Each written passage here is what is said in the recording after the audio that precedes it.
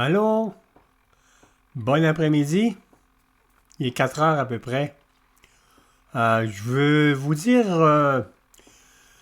il y a quelqu'un qui m'a demandé le système de santé au Mexique. Qu'est-ce qu'on fait quand on est malade? Comment ça fonctionne? Alors, en partant, il y a deux façons de voir ce point-là. Les gens qui voyagent au Mexique, les gens qui vivent au Mexique. C'est deux choses différentes. Si tu vas en vacances au Mexique, une semaine, 3 semaines, 6 mois, tu es là en visite. Tu peux avoir une résidence temporaire, ou tu peux avoir une résidence permanente, mais tu es là en visite. Tu es 6 mois par année. Qu'est-ce que ça implique, le 6 mois par année? Ça veut dire que si tu es malade, ben, tu as une assurance.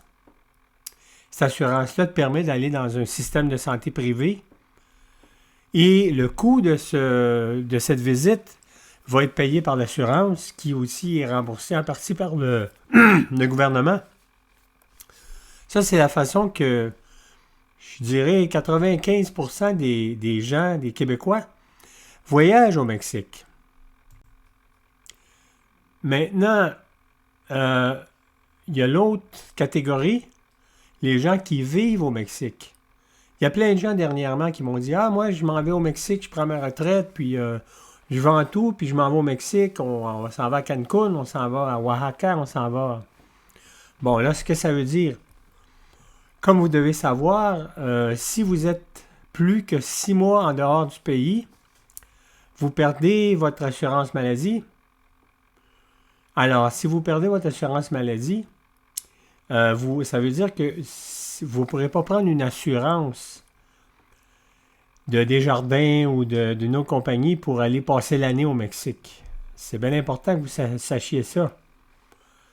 L'assurance est bon si tu passes 180 jours au Canada durant l'année. Alors, en étant au Mexique, sans assurance, ça veut dire qu'il faut que tu te fies sur le système de santé mexicain.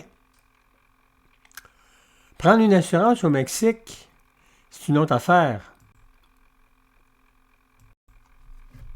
Pour aller dans le même hôpital que tu irais si tu étais malade durant ton 6 mois, ça veut dire que ton assurance que tu vas prendre, parce que c'est pas gratis, une nuit à l'hôpital, ça peut te coûter facilement 3000 $.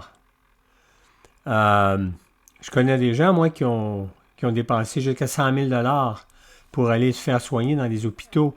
Les hôpitaux que vous connaissez au Mexique, les hôpitaux privés, c'est le système, entre parenthèses, c'est le système des gens qui ont beaucoup d'argent au Mexique qui vont dans ces hôpitaux-là. Une assurance, si tu prends une assurance annuelle, en partant, c'est 9 000 $ à l'âge qu'on est rendu. En plus, tu as un déductible à payer qui peut être de 2 000 $, 2 500 $ plus un co-seguro. Seguro, c'est si ta facture coûte 100 000, tu peux avoir un co-seguro, dépend de ton assurance, qui peut être de 10 000 à un autre 15 000. Alors, c'est très, très, très cher.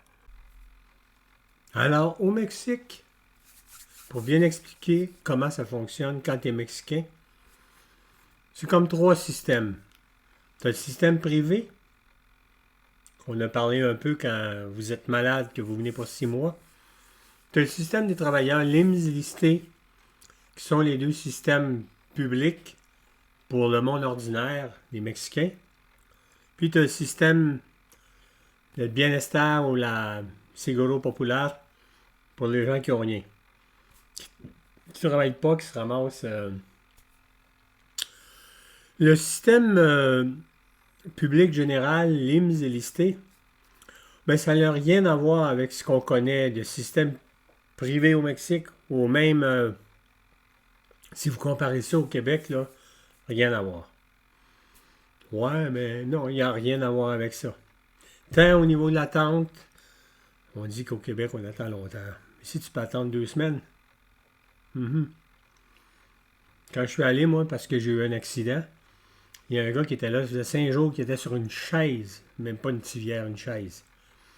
Il dormait dans la chaise, il mangeait dans la chaise. Ça devait juste pour aller aux toilettes. Puis l'infirmière, quand elle rentrait, elle disait « Hey, vous n'êtes pas en vacances ici, là. Vous n'êtes pas ici pour des vacances. » Imagine-toi comment tu te sens. Puis, le système populaire, là, c'est des hôpitaux...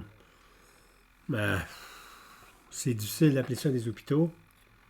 Les gens se ramassent là, puis il y a beaucoup de bénévoles qui travaillent là-dedans. Alors, c'est juste ça que je veux vous dire. Si vous voulez une assurance pour aller dans un hôpital privé quand vous vivez au Mexique, c'est extrêmement cher. On parle de milliers, des milliers, des milliers de dollars.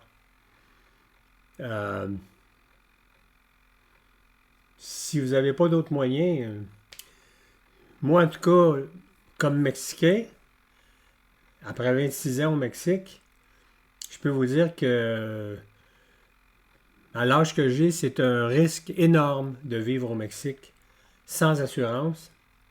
Et si je dois aller dans un hôpital public, ben, à vos risques et périls.